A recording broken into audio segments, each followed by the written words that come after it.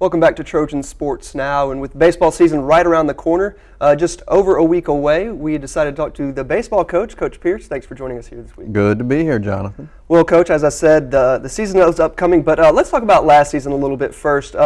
Such a great year last year. You had 30 home wins with a great home schedule. First Troy team ever to be ranked in Division I sports. Just a lot of accomplishments on and on like we could talk about. But what was last season like for you? Well, Jonathan, it was a great season for a lot of reasons, and not just the record set and the wins on the field, but the team was a team that, defined everything you want a team to define in coaching, with camaraderie and chemistry, work ethic, the way they went about their business, consistent and steady play, a hard thing to find throughout a 56 regular season game schedule. And it was what, in baseball we term as a grinded out type of team, because anytime you felt like the season was at a tough point, in the midst of a lot of road games or big adversity, they just continued to plow through it and accept all the challenges. So for me, with 3 All-Americans on one team, which you rarely get, and all the great things that they accomplished, that was the beauty of it. Is it was really a great team and a group of individuals that made it that way. Certainly a very, very good group to coach, and a team that I'll remember for a long time. And just as an observer, it was fun to watch, and you could see a lot of those things that you said, the teamwork and especially the camaraderie, a lot of the defensive plays, especially up the middle with TJ Rivera and Adam Bryant, just their teamwork together. It was just fun to watch. But let's talk about this upcoming season. It begins in just a week, as we said. What are your thoughts right now? Well, I like what I see again this year. Obviously, some very, very big shoes to fill with those 2 names, Adam Bryant and TJ in the middle, out. Daniel Peterson doing a good job for us in center field, and Todd McRae being one of the better defensive catchers we've had in quite some time, all out. But, that's the bad news. The good news is we do return 2 All-Americans in Tyler Ray and Tyler Hanna. Great place to start this year's program, or this year's season.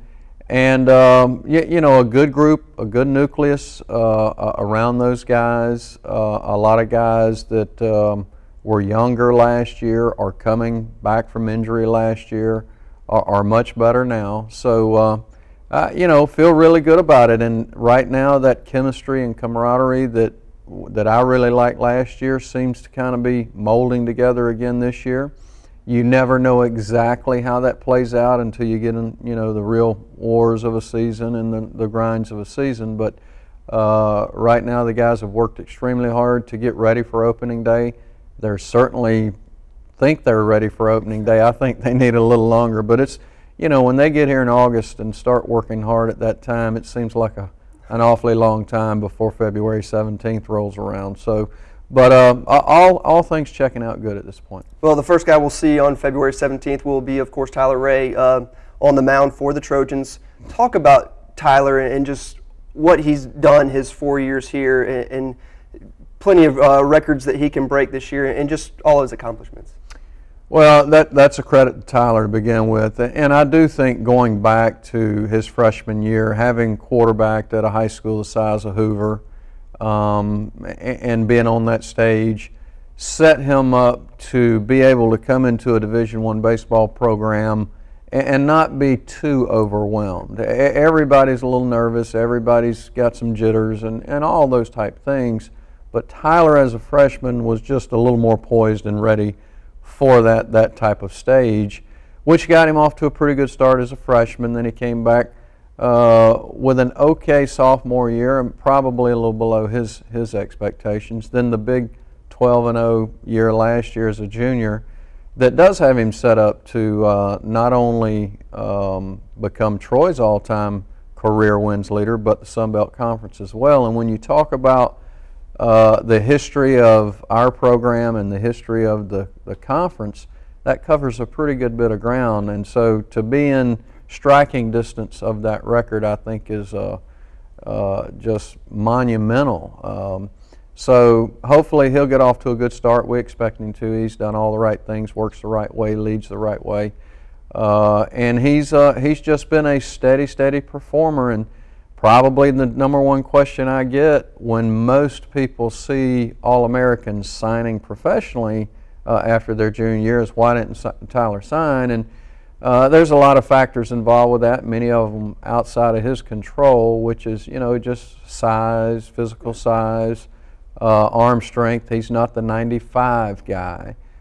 He's the guy that knows how to pitch, command the ball, and win baseball games. So that will get him into pro ball, and he probably could have got in last year if he would have just had no price tag out there at all and saying, I'll sign for anything. But I think Tyler had great value on coming back, getting his degree, finishing out his college career, having a chance to set some of these really large records that he's got a chance to, and then entering pro ball as a senior sign. I think that's what he kind of had in mind when he came to Troy, and he's playing that out just as he saw it many years ago. Now, had you ever seen a guy really get into a groove like he got into pitching on the mound last year? Because it was like he was just in a complete zone and nothing could really phase him. Have you seen that before? Not to the tune of what Tyler pulled off last year. And pitching on Friday night now, everybody's got to realize he's catching every team's best guy week after week after week. And then in the South Alabama series, he takes the shot off the shin that we thought broke his leg. Yeah. It was that hard of a shot. And then he's right back out on the mound the next week. So there were a lot of times and a lot of opportunities, as there always are, for Tyler to back off, lose his focus, not be quite ready to compete the next time out. And that's where you have to give the kid so much credit, is he answered the bell every time. And like you say, if it were easy to get in that type of zone that he was in, then everybody would do it. Right. And I would see it, in my 30-year career, I would have seen it before. But it was a magnificent year to witness and watch. Glad we were around to see it. Okay, now on to the other Tyler Hanna. Last year, All-American at third base. This year, he's making the transition to shortstop. How has that gone for him, and is he going to have a similar type season as last year? Interesting question, because his background actually is as a shortstop. When he came to us, we had a two-time All-American Adam Bryant playing shortstop. Third base was the open spot. And as the season progressed, we were like, this guy's playing third base as good as anybody we've seen play it. And we've had some really good ones, including a Gold Glove winner in Brett Henry. But Tyler was fantastic at the position. But prior to that, in the early recruiting deal, we had already, made the decision that once Adam leaves out, Tyler's going to move to short, so we recruited a third baseman. It's just I'm complimenting Tyler's play. We knew we were going to move him to short, but he sure did play great at third last year. Professionally, maybe a little bit more third base for him. The transition back to shortstop's been no problem. He's played that most of his life. Now, something Coach teams are always known for is having a solid back end of the bullpen, strong closers. Last year we saw that again with two guys in Nate Hill and Tyson Workman. They're both back this year. What do those guys help add to the Trojans? Well, both all-conference players a year ago, and both were fantastic for us in the backside of the game. So that's what we love. Right now we feel pretty good about Friday night, and Jimmy Hodgkins on Saturday has made great strides. He had a real freshman-type campaign last year, matured, ready to roll this year as a sophomore, looking for big things out of him. We're starting to get some guys to step up. We had Shane McCain and Ryan Sorsey kind of penciled in 3-4, both out with injuries for the season.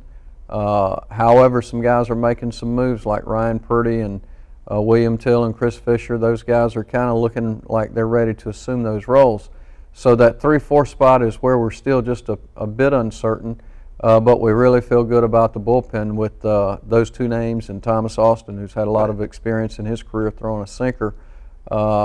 So a lot to look forward to in the pitching staff, and certainly for us, the end of the game is the most important, and finding those guys that can get those last 3 outs are special guys. Not just anybody can assume those roles. Even if they have a big arm or a big breaking ball or whatever they may have, you got to have that mentality, and both of those guys have that.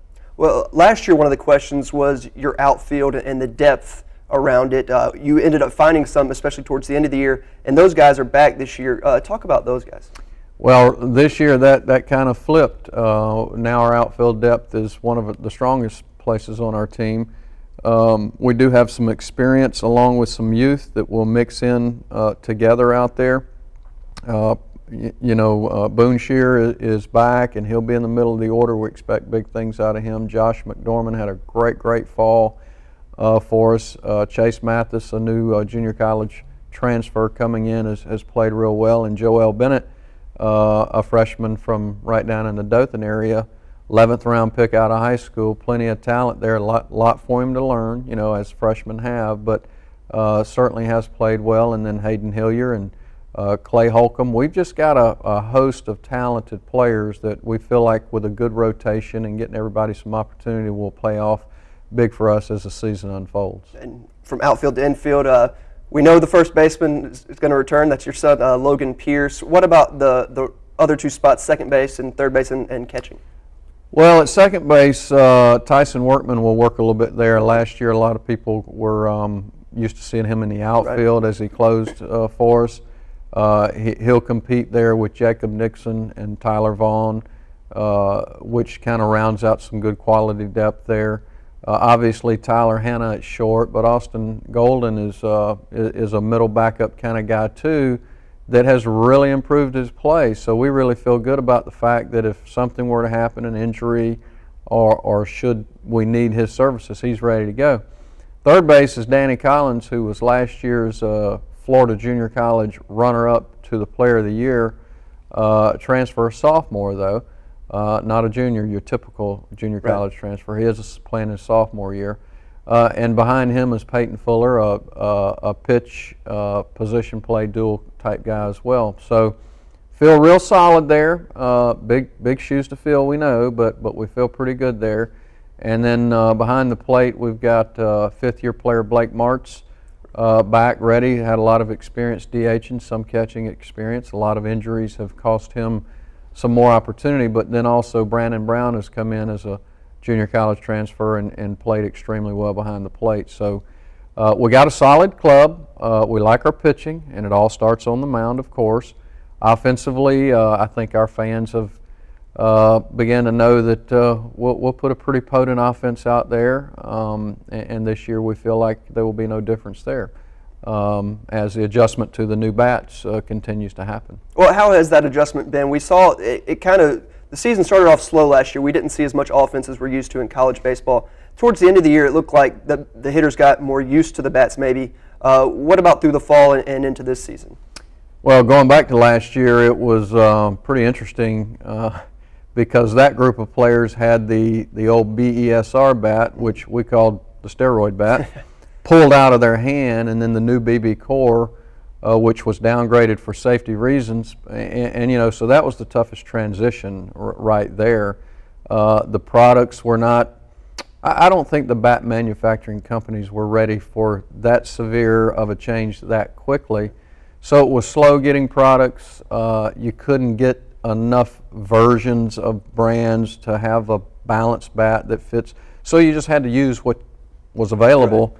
So it was a tough transition. And you're right, as the year went on and the bat companies produced a few other versions and the players really had time to kind of make their adjustments, which they did not have going into the season, things did smooth out a little bit.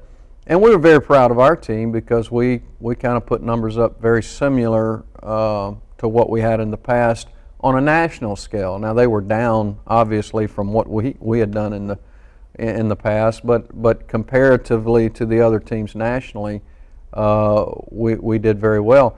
This year, again, the bats, they've done more with them, balancing them out. The players have had more time to adjust to them. So right now you don't really hear that much about it anymore, and another year down the road you probably won't hear anything about it again. So they're transitioning through that very, very well. And for me personally, I think this new BB Core bat is a better bat for college baseball. It's a fairer bat to the game and to the pitchers on the mound. So I really like it, but I know it was a tough year last year for the hitters.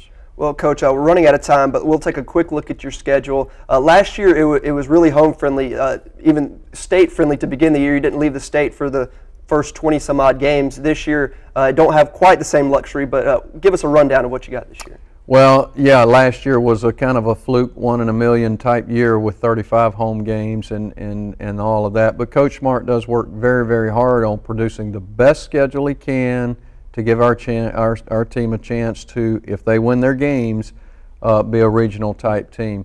We do have Alabama coming back to Troy for the first time in 3 years. It will be the last time Auburn's in Troy this year, as they have sent word that probably won't happen in the future. We don't quite understand that from our viewpoint, but that's the word that they've sent our way. However, they are coming this year, and then the normal midweek games: Jacksonville State, UAB, Samford, East Carolina is coming in probably on spring break, playing a couple of Conference USA weekends and going to stop in and play. We do go to Southern Miss, good solid ball club there, tough to play at their place. We open up February 17th with Central Michigan, a very, very solid ball club, 4 games.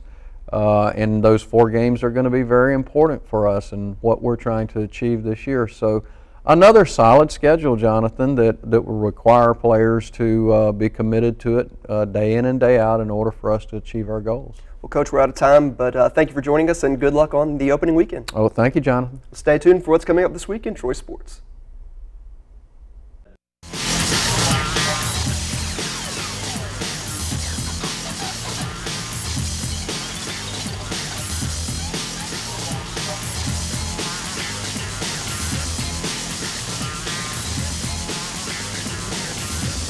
Trojan Sports Now.